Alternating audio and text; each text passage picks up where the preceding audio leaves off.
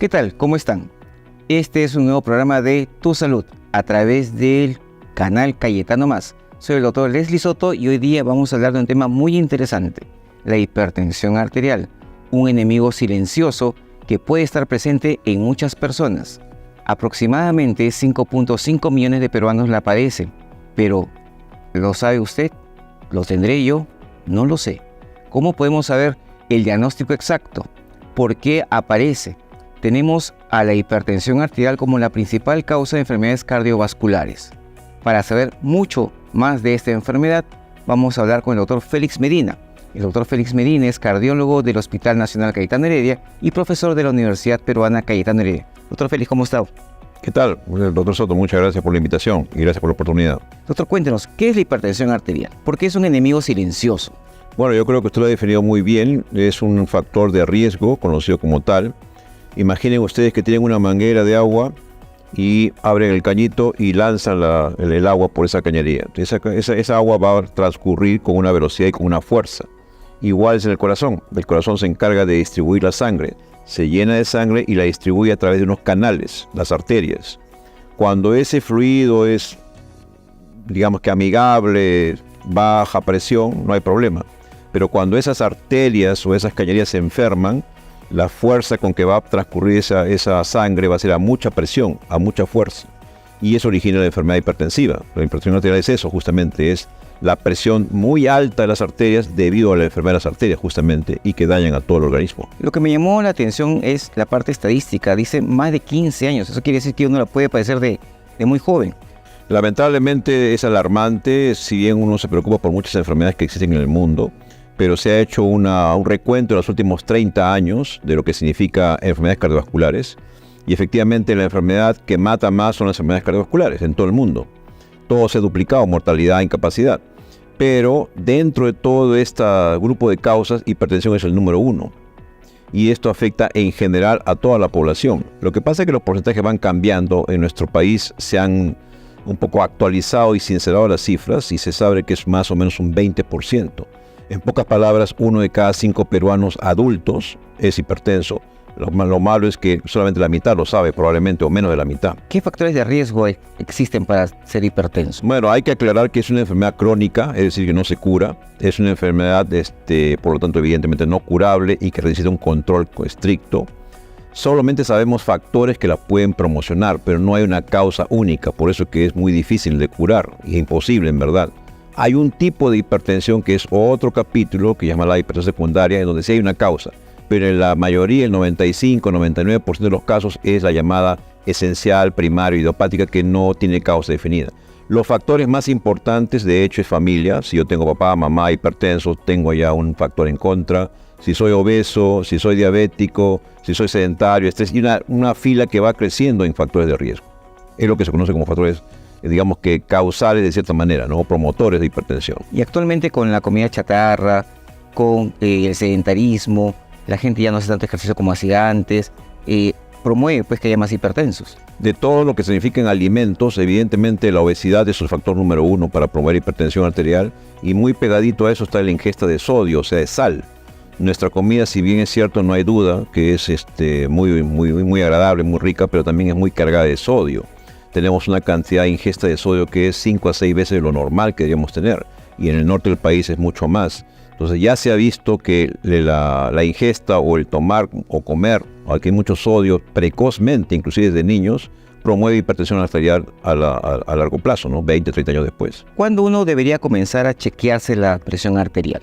Es un mensaje muy importante. Yo diría que el punto central aquí es lo más precoz posible. Por eso que es una lucha con nuestros amigos pediatras, ginecobstetras, que deben saber rápidamente presión arterial de la gestante, donde ya empiezan los problemas. Y apenas nazca el niño, en la medida que evidentemente hay aparatos especiales para ello, pero de niños debe conocerse los niveles de presión arterial para poder más o menos ubicarlos si son pacientes de riesgo, población de riesgo o no. Yo diría que el mensaje es saber la presión arterial desde la niñez, desde tempranas épocas. Así como uno sabe su fecha de nacimiento, todos los años uno debe saber cómo va su curva de presión arterial. Interesante, porque realmente cuando uno va a hacer los chequeos médicos, muchas personas dicen, no, hay que checarse la presión arterial cuando pasen los 50 o 60 años, y eso es un mito entonces. Craso error, porque lo único, evidentemente, conforme pasan los años, la presión se va a elevar, pero uno llega muy tarde. Uno de los grandes problemas de la hipertensión arterial es que uno no sabe cuándo empezó, porque como uno no tiene costumbre, no es como en otros países en que sí los pobladores están bien censados, anualmente se conoce su curva, entonces ahí sí se puede saber, pero yo diría que la cruzada que hay que hacer es a nivel de colegios, donde lo que pasa es que es cierto que necesitan un cierto aparatos especiales y ciertas técnicas, pero es importantísimo saber en los escolares cómo están sus niveles de presión arterial, porque hay hipertensos en niños también, yo estoy de paso, y ha crecido la tasa de hipertensos en niños, por el sedentarismo, por los juegos pues en casa y que ya no salen mucho a caminar o hacer ejercicios, y por el sobrepeso, ¿no? Doctor, supongamos que tenemos un buen control de presión arterial desde la niñez. ¿Qué valores comenzamos a manejar para comenzar a ver que hay que intervenir? El tema es muy sensible ahí, pero los números exactos en niños están muy ligados a sus poblaciones. Nosotros no tenemos cifras exactas, los niños se manejan con percentiles, pero lo que puedo decir es que en adultos, el número ideal de presión arterial ya estudiado, adultos hablamos por arriba de los 18 años, es 115. La presión arterial tiene dos números como expresarse, con la máxima y con la mínima. Entonces, siempre cuando uno le dan la presión arterial tiene que tener dos números y no un aproximado. Entonces, el número ideal es 115 con 115 milímetros de mercurio para la máxima y 75 milímetros de mercurio para la mínima. Entonces, ese es el valor ideal. Y se acepta en todas las guías internacionales por debajo de 120, por debajo de 80. Mientras yo mantenga ese número, estoy feliz, estoy tranquilo.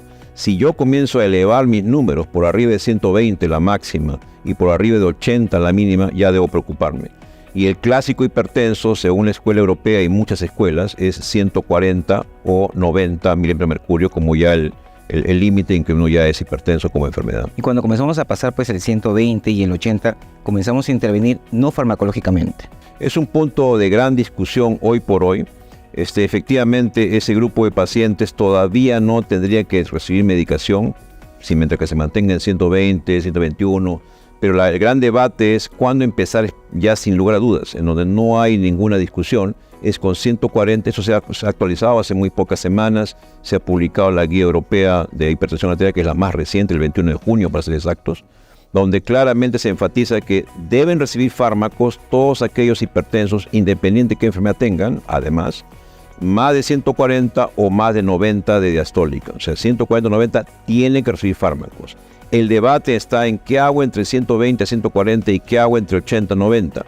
Bueno, hay una escuela que está muy fuerte diciendo de que 130 a 140, si el paciente tiene factores adicionales, si factores de riesgo, obeso, diabético, fumador, etcétera, debería probablemente recibir fármacos. Y si está entre 85 y 90 y también tiene factores adicionales, aparte de ser hipertenso, probablemente sea candidato a nuevos medicamentos. En donde sí debe quedar como mensaje es que fármacos, medicamentos de por vida es con 140 o 90.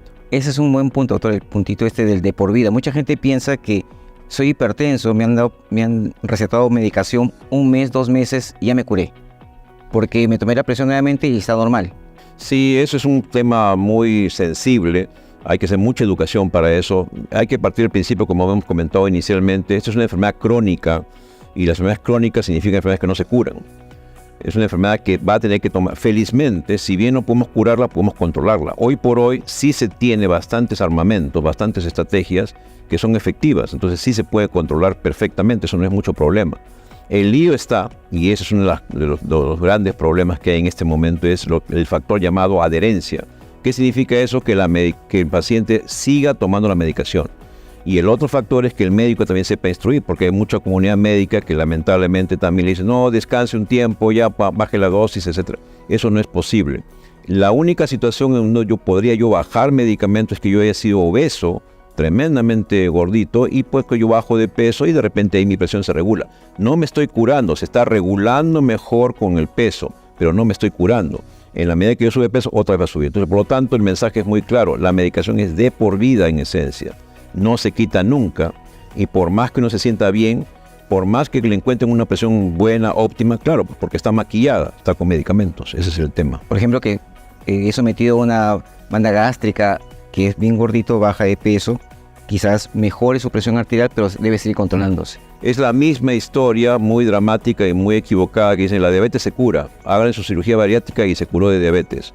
Lo único que van a lograr con eso es, evidentemente, baja la masa de grasa que uno tiene, baja de peso, la presión baja, ya está calculado eso, la glucosa baja, efectivamente, pero está controlado nada más, está como que atenuado, maquillado. Si sube otra vez de peso, otra vez va a empezar el problema. Entonces, lo importante ahí es ser rígido en sus controles, idealmente, pues cada 3 meses, si es que está estable, para que sepa cómo están sus números. Doctor, algunas cosas tradicionales. Mucha gente dice, yo tengo presión emotiva. ¿Eso existe? Ese es un término que también, otro importante punto que hay que ser muy claro y muy drástico, ¿no? No existe la hipertensión emotiva. Lo que pasa es que la hipertensión se puede manifestar de diferentes maneras. Ahora se están encontrando hipertensos de varios tipos. El hipertenso clásico es el hipertenso que esté parado de cabeza, echado, riéndose o amargo o deprimido, siempre está con presión alta. Es un hipertenso sostenido, se llama eso. Hay hipertensos de bata blanca. Yo voy con el médico, me asusto y se eleva mi presión. Soy un llamado hipertenso. Soy hipertenso, pero de bata blanca. Porque una vez que me voy a mi casa, estoy feliz y ya se me baja la presión. Pero soy siendo hipertenso. Hay hipertenso al revés, el hipertenso enmascarado. Estoy feliz de la vida en mi consultorio. El doctor me dice, usted no tiene nada, pero yo le digo que cuando me voy a mi casa me tomo la presión y está alta. Y efectivamente es un hipertenso enmascarado. Hay hipertenso nocturno, que solamente es de la noche. Entonces, hoy por hoy estamos aprendiendo, a raíz que hay muchos más instrumentos para hacer el diagnóstico, hay muchos tipos de hipertensos. Entonces, pero el que sí hay que rebatir como que no existe es el emotivo. No es que, no por emoción me va a subir la presión alta. Yo soy un hipertenso, tengo ese comportamiento y ya se sabe que esas personas tienen más riesgo cardiovascular. Yo creo que ese motivo en el sentido de que justo en ese momento que le toman la presión, se da cuenta que es hipertenso, porque no toman normalmente la presión.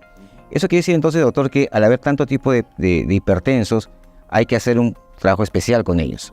Hay que usar un mapa. Bueno, hoy por hoy también se ha insistido mucho en las guías que la mejor, digamos que la estrategia por lejos masiva sigue siendo la toma en el consultorio. Pero el problema está en que las personas, los médicos tienen que estar muy bien educados, porque tomar la presión arterial no es un juvenillo, no es una cosa sencilla.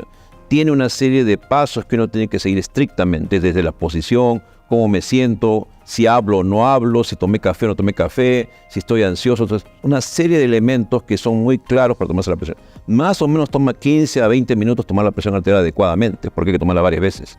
Entonces, el tema central es eso, tomar bien la presión arterial en consultorio es la guía masiva. Pero es cierto, eso no es suficiente porque es una toma en ese momento. Existen otros instrumentos más. Hay 2 instrumentos que ahora están dando mucho que hablar. Uno es la presión en domicilio. El paciente se le educa para que se tome la presión en su casa. Lo que pasa es que son dispositivos que existen y que en nuestro medio también hay, son dispositivos electrónicos, digitales, en donde el paciente no tiene que escuchar nada. Se coloca el aparatito, el brazalete y él aprieta su botón y la presión se saca ahí y se marca. Y el otro dispositivo que ya es más caro, que lo usa ya el médico mismo o en una institución, que es el MAPA, que es un tensiómetro que va con el paciente 24 horas. Pero hoy por hoy hay que insistir que sigue siendo tomarse la presión arterial en el consultorio o el método masivo de diagnóstico. Pero el de casa es el que está dando mucho que hablar y lo único que hay que hacer es cruzadas para hacerlo, educar al paciente cómo debe tomarse la presión arterial en casa. Y eso ya viene después de la evaluación para ver en qué momento sube para hacer una intervención más exacta. Es un excelente método para seguimiento, o sea, para saber si me está yendo bien con la medicación o no, si está pasando al contrario, que me está bajando mucho la presión, etcétera. Entonces sí es un método, pero ya digo, para hacerlo chiquito nomás, el mensaje es una toma de 7 días, el paciente se toma en la mañana y en la noche, tiene que colocarse adecuadamente. Entonces el médico tiene que educarlo para ver cómo se toma la presión, pero lo que va a sacar como dato es sumamente importante, es un tremendo dato de que puede decirle cómo le van a ir las cosas. Doctor, ¿qué opina de estas medicinas caseras para bajar la presión? Permítame, maracuyá, tomar chicha morada, eso me baja la presión. No podemos ser muy drásticos en decir que eso no sirve para nada, honestamente, porque la medicina tradicional tiene su valor. Lo que pasa es que es muy difícil que la medicina tradicional haga estudios científicos como conocemos. Pero los estudios científicos, los estudios bajo los cuales nosotros nos regimos, son estudios muy bien diseñados, muy estrictos y que demandan ciertos requisitos, cosa que la medicina tradicional no tiene. Probablemente no sea tan incierto de que hay medicinas tradicionales o alimentos que tengan un poder, pero probablemente se derive de algunos componentes. Por ejemplo, se sabe que el potasio, hoy por hoy, ya es un elemento importantísimo para hipertensos. Entonces uno le aconseja al paciente que aumente su ingreso de potasio. Entonces uno dice que voy a tomar potasio en ampolletas, me compro en la farmacia el potasio. No, caso de error. Lo que tiene que hacer es en sus alimentos que tienen potasio, plátanos, cítricos, verduras, una serie de elementos que uno puede buscar en Google, en cualquier referencia de dietas, y por ejemplo eso sí funciona. Entonces probablemente una de estas cosas tenga un contenido de potasio, habría que hacer un estudio efectivamente, pero no es descabellado, pero yo diría que de ninguna manera pueden reemplazar los fármacos, eso nunca lo hagan. O sea, yo, como siempre le digo a mis pacientes, si usted quiere tomar ajo, cebolla, plátano, como usted quiera, tome lo que quiera, pero sin su medicamento jamás. Ya estamos igual. Yo siempre digo lo mismo. Si quiere tomar eso, tómelo, pero no deje la pastilla. No hay problema, pero no hay en contra de las creencias. No tengo nada en contra. Pero sus medicamentos son sagrados. Eso no se cambia. Hablemos de medicamentos, doctor. ¿Con cuántos medicamentos comenzar? Yo sé su respuesta, pero cuente. Otro problema que se ha suscitado y que sigue siendo un problema serio, y eso ya tiene que ver con nosotros los médicos, nuestra llamada inercia médica, o sea, la resistencia al médico a aceptar lo que uno le dice. De repente el médico dice, no, usted ¿por qué me dice que tengo que hacer otra cosa? Yo hago lo que yo creo conveniente. Eso es un error. Para hoy por hoy, al 2023, se ha quedado, y OMS finalmente ya se pronunció, antes OMS se mantenía mucho al margen, que es la organización más importante en el mundo, para no decir los americanos, los europeos, los ingleses, los canadienses. Hoy por hoy, la presión arterial tiene que controlarse por lo menos con 2 fármacos. La gran mayoría de hipertensos requieren 2 fármacos. Hay un pequeño grupo, los adultos mayores, los octogenarios, los muy frágiles o los hipertensos leves, que pueden ser un solo medicamento. Pero la gran mayoría requiere de 2 para arriba.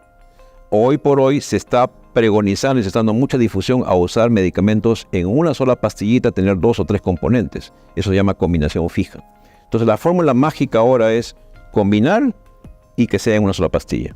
Y se está propugnando, sé que ahora MINSA está aceptando en su petitorio usar medicamentos dobles, porque no teníamos, sí solamente tenía para un solo fármaco. Pero la terapia, la llamada monoterapia, o sea, un solo agente, poco probable que lo controle, porque es poco potente, no va a poder lograrlo. Algo que también a la gente le preocupa mucho es, ¿me compro el genérico o el de marca? Bueno, ahí estamos en una situación muy escabrosa, ¿no? O sea, el tema ahí es, el genérico no es mala palabra, ni es el genérico verdadero es una droga o es un agente, o en hipertensión, en antibióticos, lo que sea, que ha sido probada que es equivalente al original. O sea, una medicación es la original, el primero que salió, la industria que pagó sus inversiones para poder sacar esa medicación, y sale a la luz un medicamento que es el mismo componente, pero que se estudia, y se estudia que es TAS con TAS, empata, es la misma eficacia, la misma potencia. Eso es un genérico. Entonces, ¿quién tiene la responsabilidad de saber si el genérico es bueno? Eso evidentemente es el Estado, es el gobierno, que tiene que, bajo sus instituciones respectivas, que tiene que validar de que todo lo que está en el mercado son medicamentos bioequivalentes, o sea, equivalentes. Eso es muy bueno. Si eso usted me asegura, no tengo problemas. El problema está, ¿y cómo me lo asegura? Ahí es otro tema que ya sería otro tema de conversación. Mucha gente está preocupada a veces, pero la idea es que debería funcionar. Debe funcionar. Si está validado como genérico y está validado por el Estado, que en todo país es así. En cualquier país el Estado firma y dice, sí, ese medicamento pasa, ha pasado una regulación, y si ha pasado esa regulación significa que está aprobado y que es un medicamento óptimo. Si yo tengo papá y mamá hipertensos, como usted ha mencionado, como un antecedente, ¿significa para las personas que voy a ser hipertenso sí o sí? Bueno, las estadísticas son muy drásticas, ¿no? Son números y los números no mienten. Se sabe que si yo tengo papá o mamá hipertenso, tengo 25% de posibilidades de que sea hipertenso. O sea, si tengo una familia de 4, de los 4 hijos, uno va a ser hipertenso. Si el papá y la mamá y los dos son hipertensos, que existen muchas familias en que los dos son hipertensos, es 50% estadísticamente. O sea, de los 4 hijos, 2 van a ser hipertensos, por lo menos. Si soy hijo único, en realidad estoy sorteado, pues, ¿no? Porque ahí sí no hay manera que me claro, no sabemos. Nada es absoluto, son estadísticas, son probabilidades, pero uno les advierte y le pregunta claramente, ¿usted tiene papá o mamá hipertenso? Sí. El no tenerlo me da una etiqueta de seguridad, me dice que no va a venir. Tampoco, porque igual puedo ser hipertenso. Pero ya le digo, si hay familia hipertensa de primer orden, no estoy hablando de papá, mamá, no mi tío, mi primo, mi entenado, no. Estamos hablando de papá o mamá, primer orden. Esos son los que tienen la carga genética, porque hay un componente genético también indudable.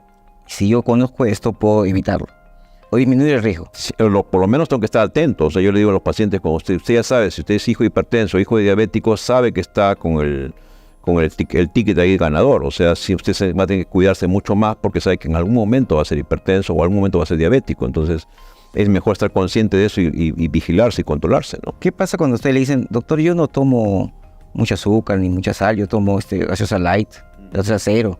Bueno, no queremos hacer mucha propaganda en contra, pero honestamente la única cosa que no tiene azúcar es el agua. O sea, por lo tanto, si usted quiere evitarse problemas de azúcar y que estamos todos gordos, muchos estamos gordos lamentablemente, pero es porque sencillamente consumimos más calorías. Y si uno se habla de líquidos, la única manera de asegurarse que el líquido no tenga azúcar es eso. El resto, todos tienen finalmente, al final, cuando se meten a nuestro organismo, sufren una serie de cambios y se transforman en azúcar. Y tienen también mucha sal también. Y tienen sal, tienen sodio. Uno tiene que fijar siempre en el sodio. El hipertenso debe cuidarse mucho. Ahora, tampoco es tan drástico, porque a veces mucha gente les dicen, no coman pero ni una pizca de sal. Eso no es tan cierto tampoco. Yo diría que en forma estratégica, con que baje un poco el tono de su sal, de su sodio, de sus comidas, puede ser bastante importante, ¿no? Aparte de la medicación, doctor, ¿qué más le recomendaría a alguien que está empezando su terapia antihipertensiva? Bueno, hay que estar muy claros, ¿no? Hemos hablado un poco de fármacos, un poco de medicamentos que hoy son muy efectivos. Para darle números claramente, si usted toma dos medicamentos antihipertensivos, 60% se controlan. Si usted toma 3, 90% se controlan. O sea, ya más o menos saben las estadísticas claramente en la literatura, sé que eso no es mucho problema. Pero no hay que desdeñar la otra estrategia, que es una estrategia básica, fundamental, que juega para todos, que se llaman las estrategias de estilo de vida o no farmacológicas, antiguamente llamadas. Ahora no se llaman tanto de no farmacológicas, sino de estilo de vida.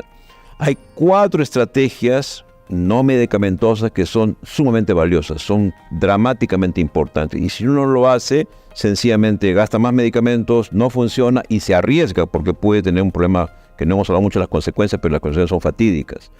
Uno es bajar de peso. Por cada kilo que yo baje, bajo un punto de presión arterial. 2, bajar el sodio, que hemos comentado mucho, bajar la sal. Si yo bajo la sal, bajo 3 a 5 puntos de presión arterial. 3 es hacer ejercicio.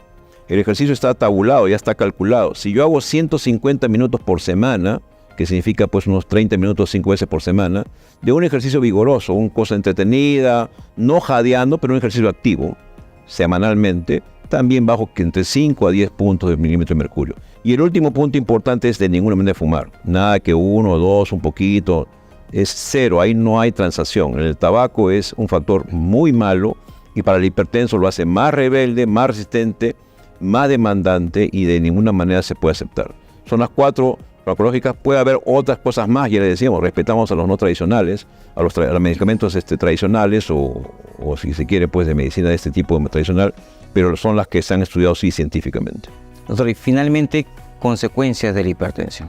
Muy importante ese detalle, son noticias malas, pero hay que decirlas, porque las personas pueden confiarse. Hemos dicho claramente que es un asesino silencioso.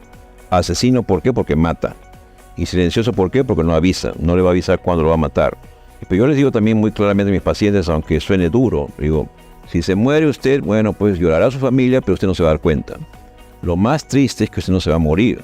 Lo más triste es que usted va a quedar inválido, porque le da una hemorragia cerebral y lo deja incapacitado y es una carga familiar y una tristeza. Le da un infarto cardíaco y su corazón comienza a agrandarse y usted va a padecer por muchos años. Le da un problema en sus arterias, se va a tapar la arteria y le pueden amputar la pierna o le pueden amputar alguna extremidad en general. Entonces, las consecuencias son fatídicas porque son las arterias. Habíamos dicho al inicio de que es un problema de arterias. Arterias hay en todas partes para poder nutrirnos, si no nuestro tejido no viviría.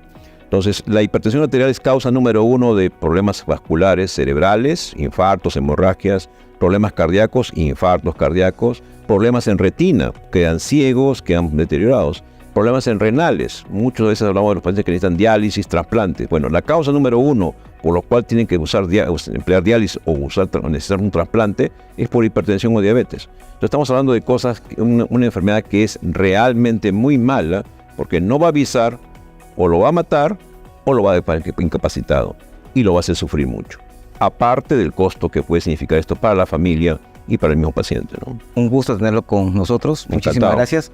Hemos aprendido bastante y es más, nos hemos actualizado en lo que es hipertensión arterial. Muchas gracias. Así que ya saben, el control de la hipertensión es desde niños. La presión arterial hay que controlarla para saber cuánto tenemos y cuándo comienza a aumentar y cuándo comenzamos a mejorar esa presión. Hay muchas formas de mejorarla con actividades no farmacológicas y si ya tenemos hipertensión, el diagnóstico por el médico, hay que seguir las indicaciones puesto que la adherencia al tratamiento va a ser el gol, va a ser la forma de mejorar y seguir avanzando en nuestra vida. Las consecuencias pueden ser lamentables, así que por favor a cuidarse, a tener una vida sana, a comer sano, a hacer ejercicio y evitamos así cualquier tipo de consecuencias. Esto fue todo por el día de hoy, nos vemos la próxima semana, muchísimas gracias, nos vemos.